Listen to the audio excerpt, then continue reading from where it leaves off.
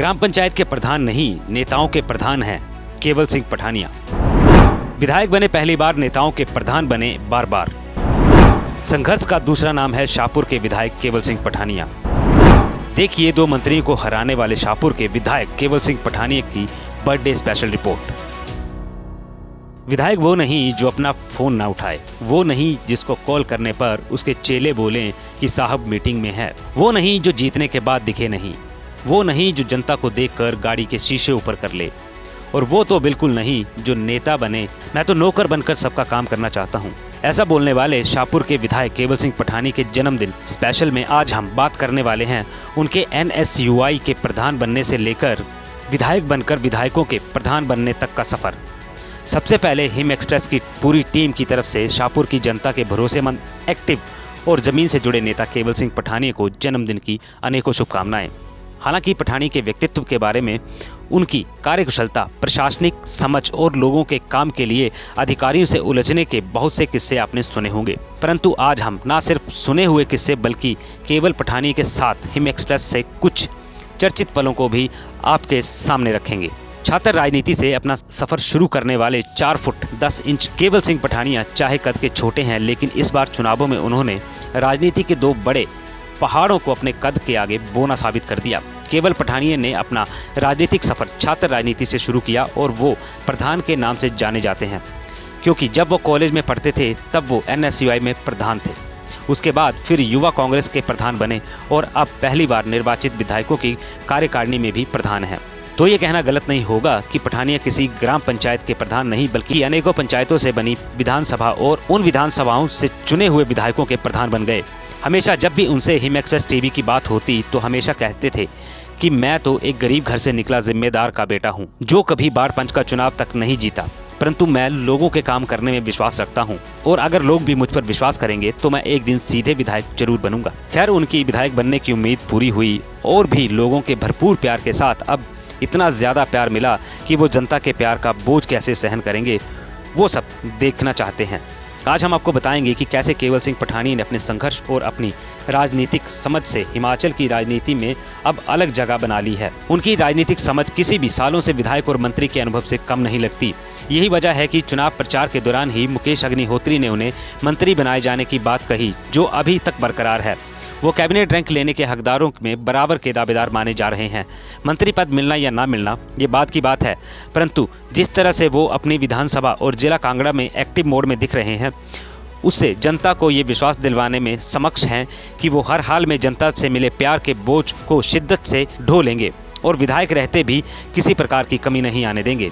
अब अगर राजनीतिक सफर की शुरुआत की बात करें तो केवल सिंह पठानिया ने 1993 में अपने राजनीतिक जीवन की शुरुआत की थी। 1993 से 1995 तक NSUI के जिला अध्यक्ष रहे। 1995-96 से राज्य NSUI के महासचिव बने। 1997 से 1999 तक वे राष्ट्रीय महासचिव NSUI रहे। 1999 से 2007 तक NSUI के राज्य अध्यक्ष थे। इसके अलावा वह हिमाचल प्रदेश कांग्रेस समिति के प्रवक्ता और सचिव थे। साथ ही वीरभद्र सरकार में उन्हें प्रदेश वन विकास निगम और सड़क परिवहन निगम के उपाध्यक्ष भी रह चुके हैं। आपको ये जानकर हैरानी होगी कि कोरोना काल हो या फिर कोई प्राकृतिक आपदा हो, केवल सिंह पठानिया विधायक न रहते हुए भी प्रशासन और सत्ता के नेताओं से पहले पहुंचते थे। इसी वजह से शाहपुर की जनता ने उन पर इस बार इतना भरोसा जताया कि पिछली जयराम सरकार में दिग्गज नेत्री और मंत्री रही सरवीन चौधरी को मंत्रियों में सबसे बड़े अंतर में हराने का रिकॉर्ड केवल सिंह पठानिया के पास है। केवल सिंह पठानिया पूर्व मुख्यमंत्री स्वर्गीय वीरभद्र सिंह के खास माने जाते थे और उस समय उन्होंने विधायक न रहते हुए भी राजा साहब से इतने काम करवा लिए थे जो एक विधायक भी नहीं करवा पाता।